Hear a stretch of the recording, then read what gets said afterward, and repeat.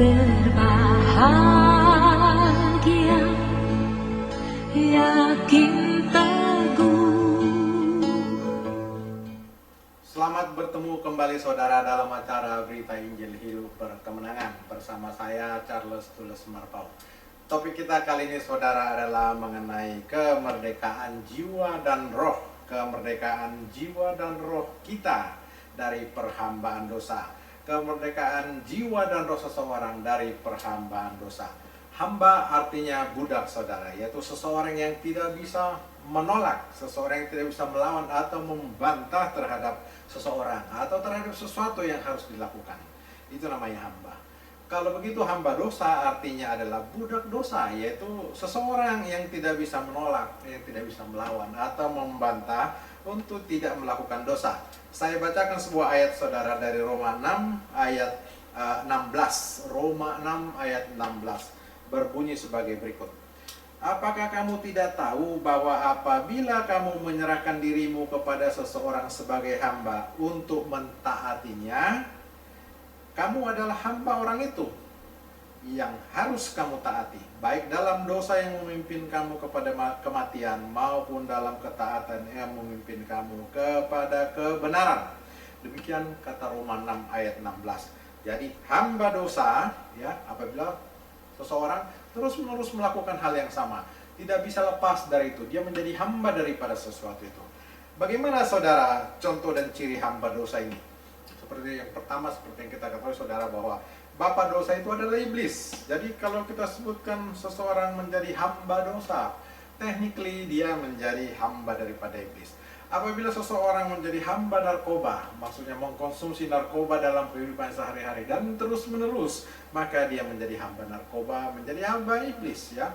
Kalau dia mengkonsumsi alkohol, mabuk terus-menerus mengulangi, maka dia menjadi hamba alkohol. Atau melakukan sesuatu yang bersifat pornografi atau seksual yang tidak sehat, kehidupan seks yang tidak sehat, kehidupan malam yang tidak sehat, itu sebetulnya juga sama menjadi hamba dosa seperti yang kita sebutkan tadi.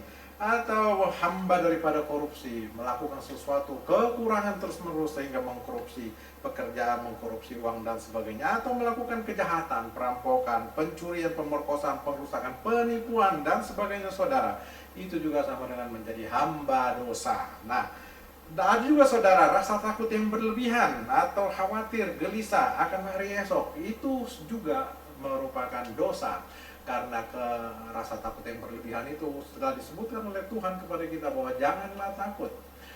Persoalan hari ini adalah untuk hari ini saja, besok lain sendiri persoalan. Janganlah kamu pikirkan hari esok karena itu milik Tuhan. Jadi kita tidak boleh terlalu takut saudara. Boleh takut sehat, namun terlalu takut merupakan dosa.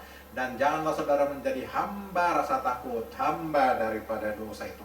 Itu yang kita sebutkan. Semua hal-hal yang kita sebutkan adalah hamba daripada dosa. Saya ambilkan sebuah ayat saudara dari Yohanes 8 ayat 34 yang mengatakan sebagai berikut. Yohanes 8 ayat 34 mengatakan sebagai berikut. Kata Yesus kepada mereka, Aku berkata kepadamu, sesungguhnya setiap orang yang berbuat dosa adalah hamba dosa. Jadi sesungguhnya setiap orang yang berbuat dosa adalah hamba dosa. Jadi setiap orang yang melakukan kegiatan, aktivitas konsumsi narkoba tadi, alkohol, mabuk, dan sebagainya, pornografi atau rasa takut yang berlebihan, dia menjadi hamba dosa. Nah, ketika seseorang menjadi hamba dosa, mungkinkah dia keluar dari sana saudara? Tidak gampang keluar dari sana. Karena bapaknya adalah iblis. Iblis itu tidak akan melepaskan hambanya begitu saja. Bahwa seseorang yang telah menjadi hamba dosa, dia selalu berpikir mampu keluar dari sana. Kalau begitu bagaimana cara jalan keluar dari hamba dosa tersebut? Yang seperti kita sebutkan tadi, kita sering berpikir bahwa kita bisa keluar dari sana dengan akal, perjuangan, keinginan. Tapi saudara, itu sering terjadi dan selalu sia-sia. Telah dicoba orang dari zaman-zaman yang lalu dan selalu sia-sia. Sekali saudara menjadi hamba dosa, si iblis tidak akan pernah melepaskan saudara dari sana. Dia akan tetap memegang saudara supaya saudara menjadi hambanya terus-menerus. Hanya ada satu jalan saudara. Satu jalan. Saya bacakan sebuah ayat buat saudara. Saya bacakan sebuah ayat dari Yohanes 8 ayat 36. Yohanes 8 ayat 36 menyatakan begini. Jadi apabila anak itu memerdekakan kamu, kamu pun benar-benar merdeka. Artinya di sini, apabila Kristus memerdekakan kamu dari perhambaan dosa itu, maka kamu pun benar-benar merdeka. Jadi hanya Kristus yang dapat memerdekakan kamu dari hamba dosa, dari hamba iblis. Sekali kamu menjadi hamba iblis, sekali seseorang menjadi hamba iblis, dia tidak bisa dimerdekakan. Kecuali kalau mau dimerdekakan oleh Kristus, maka barulah dia benar-benar merdeka. Jadi dengan jalan seperti itu, Kristus mampu melepaskan seseorang untuk benar-benar merdeka dari narkoba, dari alkohol, dari dunia malam yang tidak sehat, dari pornografi, ketakutan yang berlebihan. Kristus akan memerdekakan kamu, dan kalau dia yang memerdekakan kamu, maka kamu benar-benar merdeka. Tapi kalau yang lain, misalnya akal, pikiran, mencoba dengan kemampuan, kamu tidak akan pernah benar-benar merdeka. Namun kalau Kristus memerdekakan kamu, kamu betul-betul merdeka. Jadi sebagai contoh, kalau Indonesia merdeka dari Belanda dan dari Jepang, mereka sudah merdeka. Indonesia tidak lagi tunduk kepada Belanda dan Jepang. Walaupun masih morat-marit kehidupan kemerdekaan, namun dia tidak menjadi hamba lagi. Dia sudah merdeka, dia bisa mengatakan tidak kepada Belanda dan kepada Jepang. Demikian juga seseorang yang telah dimerdekakan oleh Kristus, dia bisa mengatakan tidak kepada dosa itu. Dia tidak lagi menjadi hambanya. Tubuhnya, raganya bisa menolak, tidak mengkonsumsi lagi. Dia mampu melakukan itu karena dia tidak menjadi hamba dosa lagi, karena Kristus sudah melepaskannya. Walaupun pada mulanya berat dilakukan, tapi seiring dengan waktu, kemerdekaan yang diberikan oleh Kristus itu akan bisa diisi dan akan baik-baik sampai akhirnya menjadi sempurna seperti Kristus. Banyak contoh ketika Kristus benar-benar memerdekakan seseorang, maka dia benar-benar merdeka. Orang yang tadinya mengkonsumsi alkohol langsung bisa berhenti just like this, ya. Bisa berhenti dari narkoba just like this. Itu kalau Kristus memerdekakan dia, maka benar-benar merdeka.